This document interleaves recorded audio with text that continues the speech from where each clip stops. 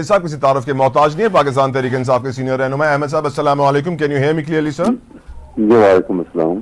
अहमद साहब, पहला सवाल, अब मुझे याद पड़ता है सर, फैसल वाडा ने भी कहा था काफी दिनों पहले कि पीटीआई ने अगर ज्यादा शोर मचाया ना तो ये जीती हुई सीटें भी इनके हाथ से जाएंगी। आज गौर खान साहब ने भी यही कह दिया कि इलेक्शन कमीशन हर जगह रिकाउंटिंग खोल रहा है और पीटीआई को हरा रहा है, तो एक एक करके आपकी सीटें कम हो रही हैं। और जो सर असद कैसर साहब ने कहा कि मज़ाहमती सियासत शुरू करने का वो ऐलान करते हैं, क्या होगा इस मज़ाहमती सियासत में अहमद अवैस साहब?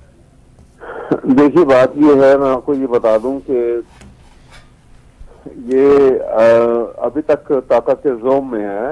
ऐसे हालात को ये समझ नहीं रहे हैं और ये जिस अंदाज में पाकिस्तान के आइन के साथ खेल खेला जा रहा है और आइन को ऊपर से पुश डाल के और एक डेस्पोटिज्म, एक नेकेड डेस्पोटिज्म जिसे कहते हैं ना, वो पाकिस्तान में उसके ऊपर उसकी बुनियाद पे हुकूमत की जा रही है।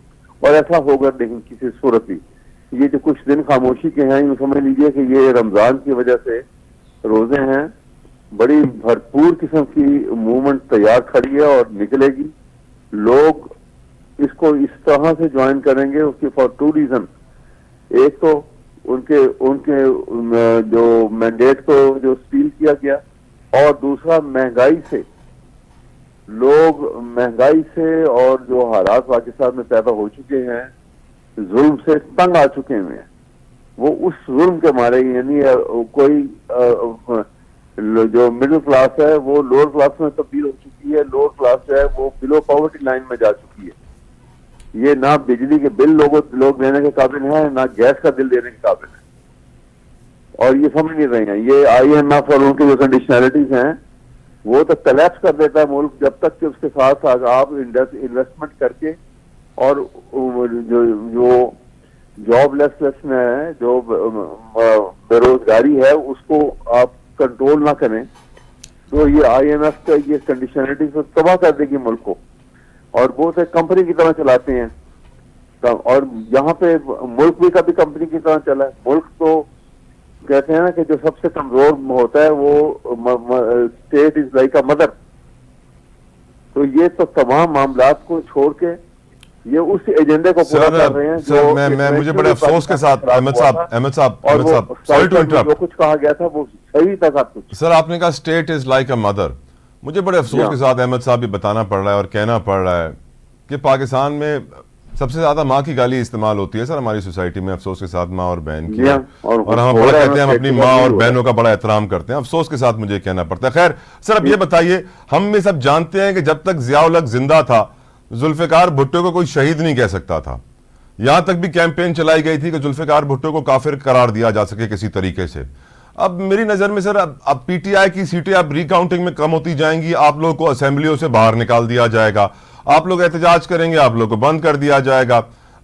क्या कर लेंगे सर अब आप? मेरे ख्याल से आपको निगोशिएशंस और मुफाहमत की तरफ जाना चाहिए, दोस्ती करनी चाहिए सर।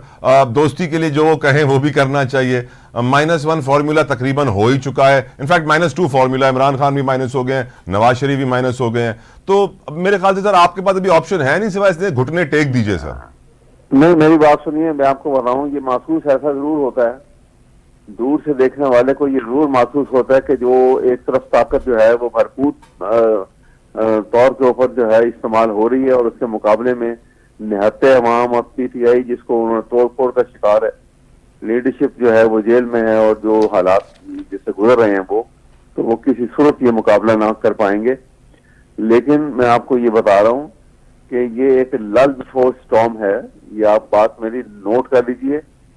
ये जो ही रमजान खत्म होता है तो ये इतनी भरपूर मूवमेंट की शक्ल अख्तियार करेगी, अवाम इस तरह से बाहर निकलेंगे और डेस्परेट होकर निकलेंगे कि ये ना उसको फौज रोक सकेगी ना कोई रोक सकेगा।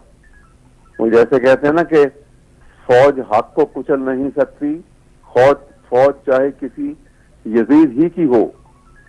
ये वो सूरत हाल पैदा हो रही है, और ये अंदाजा नहीं है इसका, इनको अदराक नहीं है। अब ये समझते हैं कि ये सब यानी एक से एक बड़ा मकार और चोर जो पाकिस्तान के एसेट के साथ जो खेल चुके हैं, जो पाकिस्तान के नेशनल एक्सचेकर के ऊपर डाके मार चुके हैं, उन सारों के आज हुक्मरान बना दिया दोबारा से यहाँ पे। तो ये मुल्क ऐसा नहीं चलता कभी। सर आप ऐसी बात करेंगे तो मुझे नहीं लगता चलेगा। अहमद साहब, मुझे नहीं लगता आपको 23 मार्च को जलसा करने दिया जाएगा अगर आप ऐसी बातें करेंगे। नहीं साहब, वो वक्त आ जाएगा, ये वो करने को नहीं देंगे। लेकिन ये ताकत जब टिल्ट करती है ना एक से दूसरी तरफ, जब आवाम एक दूसरी शक्ल में सामने आएंगे, अभी तो आवाम के खौफजदा हैं, लेकिन जब ये खौफ जो है जब निकलेगा और वो नफरत से का इजहार होकर सामने आएगा, तो नफरत, आपको पता है कि दुनिया में आप इंसानी साइकोलॉजी को देखें तो दो चीजें जो है वो एग्रेशन पैदा करती हैं इंसान के अंदर।